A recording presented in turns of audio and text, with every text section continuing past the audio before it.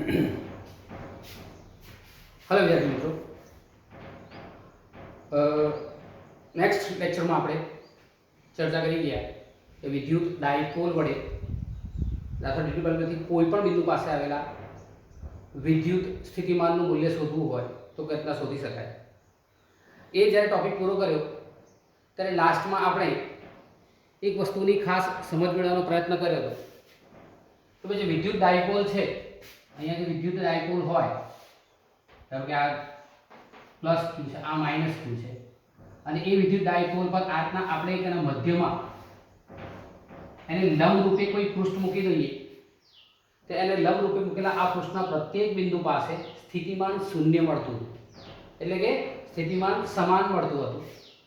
અને ત્યાંથી એ કલ્પના શરૂ થઈ કે ભાઈ આ સમ સ્થિતિમાન પૃષ્ઠ એવું કોઈ કાલ્પનિક પૃષ્ઠ કે જેના પ્રત્યેક બિંદુ પાસે વિદ્યુત સ્થિતિમાન શૂન્ય રહેતું હોય, એવું કોઈ કાલ્પનિક પૃષ્ઠ કે જેના પ્રત્યેક બિંદુ પાસે કાલ્પનિક પૃષ્ઠ ક્યાં હોય તો કે આપેલા વિદ્યુત ભારના વિદ્યુત ક્ષેત્રમાં, તો કે આપેલા વિદ્યુત ક્ષેત્રમાં દોરેલું કોઈ કાલ્પનિક પૃષ્ઠ, એ કાલ્પનિક પૃષ્ઠના પ્રત્યેક બિંદુ પાસે જો સ્થિતિમાન શૂન્ય રહેતું હોય તો એવા સ્થિતિમાનને આપણે એવા પૃષ્ઠને આપણે સમસ્થિતિમાન પૃષ્ઠ કહીએ છીએ। તો આપણે ફર્સ્ટ ડેફિનેશન લઈએ તો આપણો જે ટોપિક છે સમસ્થિતિમાન પૃષ્ઠ, આજનો આપણો ટોપિક છે સમસ્થિતિમાન પૃષ્ઠ। તો ભાઈ એક સરખું વિદ્યુત સ્થિતિમાન ધરાવતા, એક સરખું જેના પ્રત્યેક બિંદુઓ પાસે સ્થિતિમાન સરખું હોય। આપણે તો વિદ્યુત ડાયપોલની વાત કરી હતી, હવે આપણે ઇન જનરલ આપણે બધા જ વિદ્યુત ભારોની વાત કરવાની છે, અહીં ધ્યાન રાખજો। તો કે એક સરખું વિદ્યુત સ્થિતિમાન ધરાવતા બિંદુઓમાંથી પસાર થતું કાલ્પનિક પૃષ્ઠ, અહીંયા ખાસ ધ્યાન રાખવાનું છે, ઇમેજનરી એવું કોઈ પૃષ્ઠ લઈ લઈએ તેના પ્રત્યેક બિંદુ પાસે, એના પ્રત્યેક બિંદુ પાસે જો સ્થિતિમાન મને ઇક્વલ મળી જતું હોય, સમાન મળી જતું હોય, તો એવા પૃષ્ઠને આપણે શું કહીએ છીએ? સમસ્થિતિમાન પૃષ્ઠ। સમસ્થિતિમાન પૃષ્ઠ યાદ રાખો, પસાર થતા કાલ્પનિક પૃષ્ઠને આપણે શું કહીએ છીએ? સમસ્થિતિમાન પૃષ્ઠ કહે છે। હવે જે સમસ્થિતિમાન પૃષ્ઠ છે એની લાક્ષણિકતાઓ યાદ રાખો કે જ્યારે સમસ્થિતિમાન પૃષ્ઠ બોલતા હોઈએ ત્યારે આપણે યાદ રાખીએ છીએ કે સમસ્થિતિમાન પૃષ્ઠ એવું કોઈક પૃષ્ઠ કે જેના પ્રત્યેક બિંદુએ વિદ્યુત સ્થિતિમાન શૂન્ય છે। ક્લિયર છે? યાદ રાખજો, વિદ્યુત સ્થિતિમાન શૂન્ય છે। તો એ સ્થિતિમાન શૂન્ય મળવા માટે આપણે સૌથી પહેલા વાત કરીએ એકલ બિંદુવત વિદ્યુતભાર, સિંગલ પોઈન્ટ ચાર્જની વાત કરીએ છીએ। એક જ વિદ્યુતભાર હોય, કાં તો પ્લસ હોય કાં તો માઈનસ હોય, બરાબર છે? તો સ્થિતિમાનનું સૂત્ર છે આપણી પાસે કે ભાઈ V = KQ/R, આના માટે છે બિંદુવત વિદ્યુત સ્થિતિમાનનું આ સૂત્ર છે। એના આધારે લખી શકીએ કે ભાઈ V ચાલે છે 1/R, એટલે કે વિદ્યુત સ્થિતિમાન એ અંતરના વર્ગના વ્યસ્ત ચલનમાં છે, એટલે કે જેમ જેમ અંતર વધે છે તેમ તેમ સ્થિતિમાન ઘટે છે। તો કે આવા સ્થિતિમાન પૃષ્ઠો માટે આપણે લઈએ તો કે આવું જો સ્થિતિમાન પૃષ્ઠ દોરીએ તો કે એવા બિંદુવત વિદ્યુતભારથી સમાન અંતરે, હવે કોઈ વિદ્યુતભારથી સમાન ધારો કે ધન વિદ્યુતભાર છે, આ ધન વિદ્યુતભાર છે, એની ક્ષેત્ર રેખાઓ હંમેશા બહાર તરફની હોય, તો અહીંયા બિંદુ પસંદ કરી લઈએ A B, સમાન અંતરે C D E F G અને આ H, આ સમાન અંતરે આવેલા બિંદુઓમાંથી પસાર થતું કોઈ કાલ્પનિક પૃષ્ઠ લઈએ તો એ કાલ્પનિક પૃષ્ઠ મને શું મળશે? સમસ્થિતિમાન પૃષ્ઠ। અને સમસ્થિતિમાન પૃષ્ઠ લઈએ છીએ ત્યારે એ જો અહીંયા આગળ જો શું છે? ત્રિજ્યાવર્તી ગોળો મળે છે। શું મળે છે મને? ત્રિજ્યાવર્તી ગોળો મળે છે, ધ્યાન રાખજો યાર। એટલે કે જ્યારે બિંદુવત વિદ્યુતની વાત કરીએ છીએ ત્યારે એની પસાર થતી વિદ્યુત ક્ષેત્ર રેખાઓ ત્રિજ્યાવર્તી, તો અહીંયા શું છે તો કે એક ત્રિજ્યાવર્તી જો ગોળાઓ લઈએ તો આ ત્રિજ્યાવર્તી જે ગોળાઓ મને મળશે, આ 1 2 3, આ પ્લસ માટે છે, આ માઈનસ માટે છે, એટલે ધ્રુવની ક્ષેત્ર રેખાઓ આપણે આ રીતના દર્શાવીએ છીએ અંદર તરફ જતી દિશામાં, બરાબર છે? જ્યારે આ ક્યાં છે? બહાર તરફ જતી દિશામાં, ધ્યાન રાખજો મિત્રો। તો અહીંયા આગળ આપેલા આ ત્રિજ્યાવર્તી ગોળાઓ મળે છે, તો અહીંયા આગળ પ્રશ્ન પૂછાય કે ભાઈ એકલ બિંદુવત વિદ્યુતભાર માટે વિદ્યુત સ્થિતિમાન પૃષ્ઠ કયા પ્રકારનું હોય છે? તો એ વિદ્યુત સ્થિતિમાન પૃષ્ઠ ત્રિજ્યાવર્તી ગોળાઓ છે। હવે અહીંયા ધ્યાન રાખજો, આ ત્રિજ્યાવર્તી ગોળો પહેલો, ધારો કે અંદર આ બીજો એક ગોળો છે, અહીંયા આગળ આપણે આટલા આગળ એક થોડું અંતર બદલ્યું, અહીંયા લઈએ છીએ, તો આ કેટલું છે અહીંયા લઈએ a dash b dash c dash d dash up to h dash સુધી આવી છે તો આ ધારો કે પહેલું સ્થિતિમાન પૃષ્ઠ છે આ બીજું સ્થિતિમાન પૃષ્ઠ છે તો કે આ સ્થિતિમાન પૃષ્ઠ અહીંયા સ્થિતિમાન કેટલું તો કે v1 અહીંયા કેટલું તો કે v2 ધ્યાન રાખજો બરાબર પોઈન્ટ પર અહીંયા કન્ફ્યુઝન ન આવવું જોઈએ આપણે વ્યાખ્યા આપીએ છીએ એવું કોઈ પૃષ્ઠ કે જેના પ્રત્યેક બિંદુ પાસે સ્થિતિમાન સમાન હોય તો અહીંયા વાત કરીએ છીએ આપણે આ એક પૃષ્ઠ દોર્યો અંદર ગોળા નંબર 1 એના બધા જ બિંદુઓ એટલે કે a dash b dash c dash આપણે દોરતા હોઈએ ત્યારે આ બધા જ બિંદુઓ સ્થિતિમાન કેટલું છે v1 છે તો અહીંયા બધા જ બિંદુઓ પાસે સ્થિતિમાન કેવું રહેશે સમાન રહેશે કેવું રહેશે સમાન રહેશે અહીંયા લઈએ તો અહીંયા તો બધા બિંદુઓ પાસે કેવું રહેશે સમાન રહેશે ધારો કે અહીંયા બધા બિંદુઓ પાસે સ્થિતિમાન કેટલું છે તો કે v1 અહીંયા સ્થિતિમાન કેટલું છે v1 અહીંયા સ્થિતિમાન કેટલું લીધું v2 તો અહીંયા જો v1 ક્યાં સુધી સમાન તો કે આ ગોળા પર બધે v1 ધારો કે એનું મૂલ્ય લઈએ ધારો કે સમથિંગ 2 વોલ્ટ ધારો કે અહીંયા આવતા હોઈએ ત્યારે આ થઈ જશે 1.5 વોલ્ટ હા ત્રિજ્યા આપણે લઈએ કે જેમ જેમ બહાર તરફ જઈએ તેમ તેમ વિદ્યુત ક્ષેત્ર ઘટતું જાય છે અંતર વધે છે વ્યસ્ત વર્ગનો નિયમ છે માટે અંતર વધતા સ્થિતિમાન પણ ઘટશે પણ એક વસ્તુ તમે ઓબ્ઝર્વ કરો કે આ ગોળા પર સ્થિતિમાન v1 આ ગોળા પર સ્થિતિમાન v2 જો સ્થિતિમાન પૃષ્ઠ બદલાય તો વિદ્યુત સ્થિતિમાન બદલાય પરંતુ એક જ ગોળાની વાત કરતા હોઈએ આ બધા જ ગોળા પર લઈએ તો આ જે ગોળો છે એ પહેલો સ્થિતિમાન પૃષ્ઠ આ બીજો સ્થિતિમાન પૃષ્ઠ આ પહેલો ત્રિજ્યાવર્તી ગોળો આ બીજો ત્રિજ્યાવર્તી ગોળો બરાબર છે આમ પ્રત્યેક બિંદુ પાસે સ્થિતિમાન જે તમને મળે છે એ સ્થિતિમાન તો કેવું રહેવાનું છે ઇક્વલ રહેવાનું છે પણ જો ગોળો બદલાઈ જાય પૃષ્ઠ બદલાઈ જાય તો સ્થિતિમાન બદલાઈ જાય મગજમાં ક્લિયર પછી એવું ના હોય કે અહીંયા સ્થિતિમાન તમે 5 લીધું તો અહીંયા 5 હોય અહીંયા 5 હોય અહીંયા 5 હોય અહીંયા 5 હોય ના હોય પૃષ્ઠ બદલાય સ્થિતિમાન બદલાય પૃષ્ઠ એક જ સ્થિતિમાનનું મૂલ્ય એકનું એક જ રહેશે બદલાશે નહીં ક્લિયર એકદમ સ્પષ્ટ રહેવાનું છે તા થયું તમારા ધન વિદ્યુતભારનું ઉદ્દિષ્ટ સ્થિતિમાન પૃષ્ઠ આત્મા દોરી શકાય કેવું છે એટલે કે ત્રિજ્યાવર્તી ગોળાઓ મળે છે ત્રિજ્યાવર્તી ગોળાઓ મળે છે ધ્યાન રાખજો એના માઈનસ લઈએ તો આપણે દોરી શકાય આ પ્રમાણે દોરી શકાય ક્લિયર છે તા થયું તમારું વિદ્યુત ડાયપોલ સોરી વિદ્યુત એકલ વિદ્યુતભાર એટલે વિદ્યુત ડાયપોલ તો અહીંયા જો પ્લસ વિદ્યુતભાર આ માઈનસ વિદ્યુતભાર તો કે પ્લસ વિદ્યુતભારનું સ્થિતિમાન પૃષ્ઠ જો અહીંયા આ રીતના ક્લિયર છે આ રીતના છે તો આ થયું તમારા ડાયપોલનું સ્થિતિમાન પૃષ્ઠ આ તમે દોરી શકો તમારું આ છે વિદ્યુત ડાયપોલનું સ્થિતિમાન પૃષ્ઠ આ પ્રમાણે દોરી શકાય એક્ઝામમાં પૂરવાનું પૂછે 1 માર્ક્સની અંદર કે 2 માર્ક્સમાં વિદ્યુત સ્થિતિમાન સમસ્થિતિમાન પૃષ્ઠ એટલે શું વિદ્યુત ડાયપોલ અને આ અલગ અલગ કહી લો કે એકલ વિદ્યુતભાર માટે અને વિદ્યુત ડાયપોલ માટે વિદ્યુત સ્થિતિમાન પૃષ્ઠો દોરો તો તમારે આ પ્રમાણે દોરવાના છે જોઈએ આગળ નજીક છે આ રીતના ગોળાઓ છે અહીંયા છે હવે એ છે બે સમાન ધન વિદ્યુતભારો હોય અથવા બે સમાન ઋણ વિદ્યુતભારો હોય તો બે સમાન ધન કે ઋણ હોય તો વિદ્યુત પૃષ્ઠો આપણે આ પ્રમાણે દોરીશું થોડા ગીચ અને નજીક આવશે યાદ રાખજો જેથી ક્ષેત્રરેખા આ તીવ્રતા સમાન હોય બંને વિદ્યુતભારો તો શું કે જેટલી તીવ્રતાથી આ પૃષ્ઠ ઉત્પન્ન કરશે એટલી તીવ્રતાથી આ ઉત્પન્ન કરશે એટલે બંને ગોળાઓની જે ત્રિજ્યાઓ છે એ લગભગ પોલારાઇઝ રહેશે ક્લિયર છે આ 1 આ 2 આ 3 આ 4 આ 5 ક્લિયર છે એ રીતના આપણે ધ્યાન રાખીશું તો આ થયું તમારું સમસ્થિતિમાન પૃષ્ઠ ક્લિયર છે તો સમસ્થિતિમાન પૃષ્ઠ મૂલ્ય આપણે 20/r મુજબ આપણે નક્કી કરી શકીએ છીએ અને એના જ આધારે આપણે વાત કરીએ તો અહીંયા આગળ કેટલાક અગત્યના મુદ્દાઓ વિદ્યુત સ્થિતિમાન પૃષ્ઠમાંથી બહાર નીકળીને આવે છે એને આપણે સમજવાનો પ્રયત્ન કરીએ તો ભાઈ વિદ્યુત સ્થિતિમાન પૃષ્ઠની અગત્યતા શું શા માટે ભણીએ છીએ તો પહેલો ટોપિક એનું મૂલ્ય અને દિશાને આધારે દોરેલી બળરેખાઓ પરથી સમસ્થિતિમાન પૃષ્ઠનું ચિત્ર દેખાઈ આવે છે એનું મૂલ્ય અને દિશાને આધારે તો એનું મૂલ્ય કેટલું છે આ વિદ્યુત ક્ષેત્ર પ્રબળ છે કે નિર્બળ છે વિદ્યુત ક્ષેત્ર બહાર તરફ દિશાનું છે કે અંદર તરફ દિશાનું છે એના આધારે આપણે બળરેખાઓ દોરીએ બળરેખાઓ દોરી એ બળરેખાઓને આધારે આપણે ચિત્ર ઉપસાવી કાઢીએ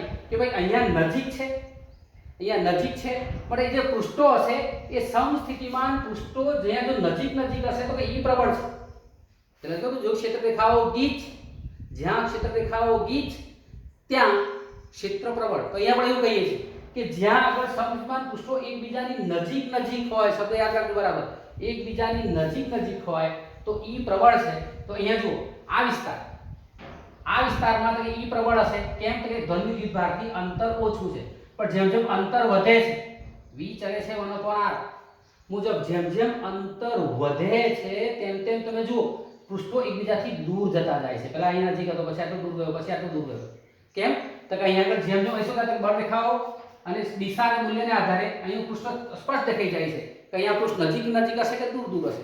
એટલે આપણે કહ્યું કે સમસ્થિતિમાન ગોળા માટે સમાન ગોળાઓમાં સ્થિતિમાન પૃષ્ઠો હોય તો પૃષ્ઠો નજીક હોય તો E પ્રબળ, પૃષ્ઠો દૂર હોય તો E નિર્બળ. આપણે ગોળાઓની વાત કરીએ છીએ. એટલે ગોળા ફોર્મની અંદર જો નજીક હશે તો અહીંયા જો આ વિસ્તારની અંદર E કેવું છે? પ્રબળ છે. આ વિસ્તારમાં કેવું છે? E નિર્બળ છે. ક્લિયર છે?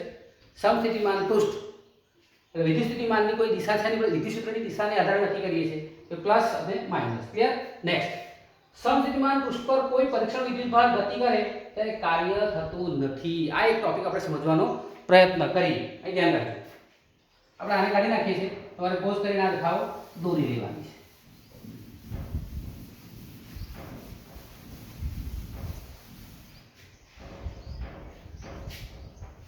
અહીં ધ્યાન રાખજો. ધારો કે આ મારી પાસે એક પ્લસ વિદ્યુતભાર છે અને આ એક સમસ્થિતિમાન પૃષ્ઠ છે.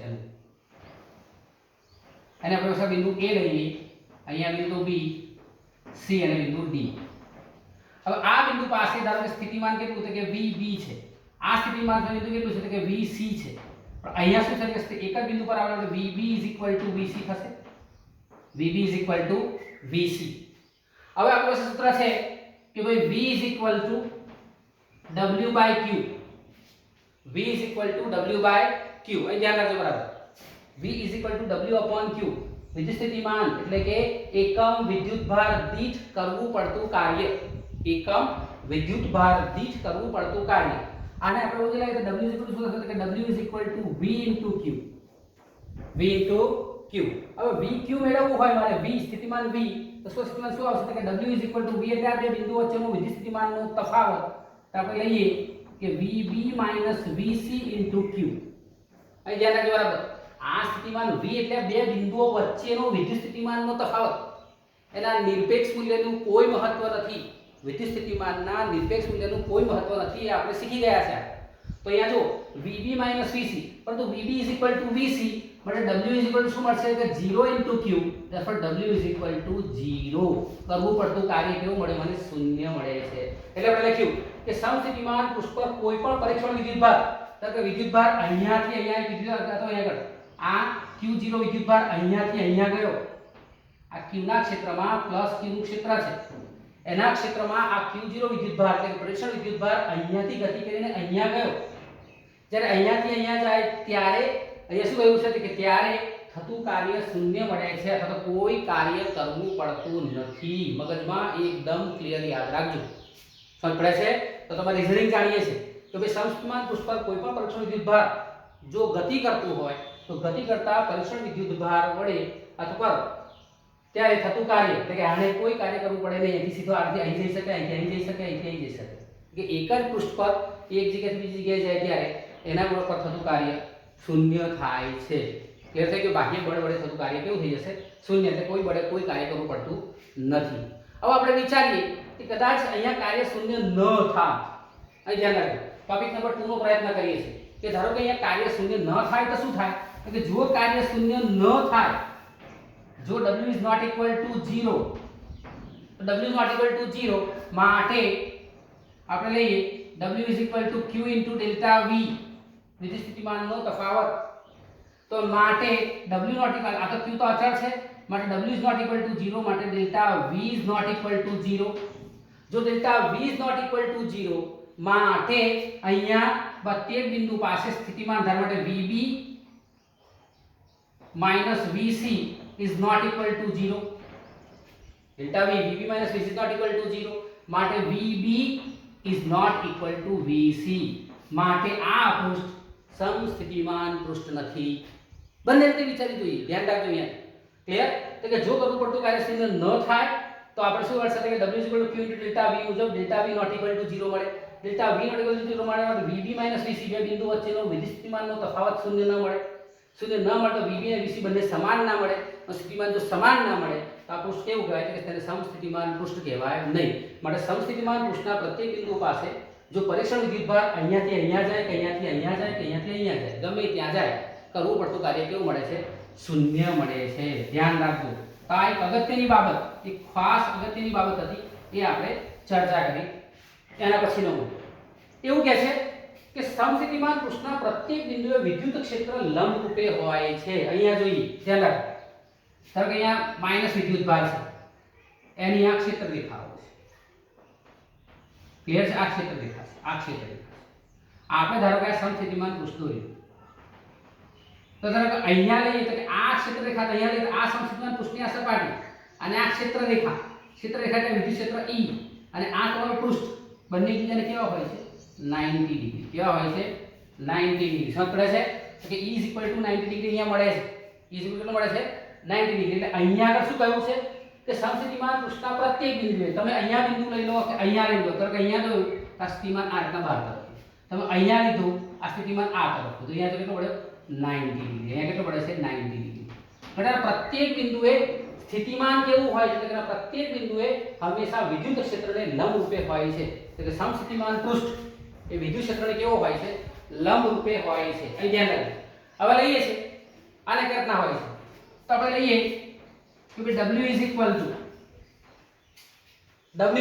કેટલા છે આગળ? તો કે W આપણે લેતા હોઈએ તો શું આવશે કે E.dl.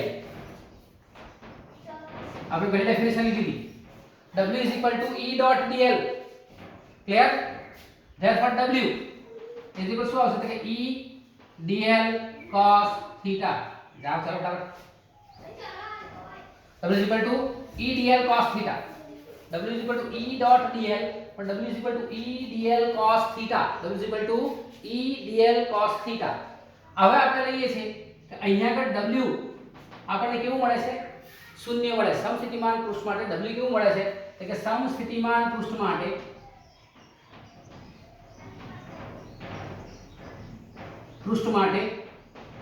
W is equal to 0, मतलब 0 is equal to શું આવશે? તો કે E dl cos theta. આવું લખાશે E dl cos theta.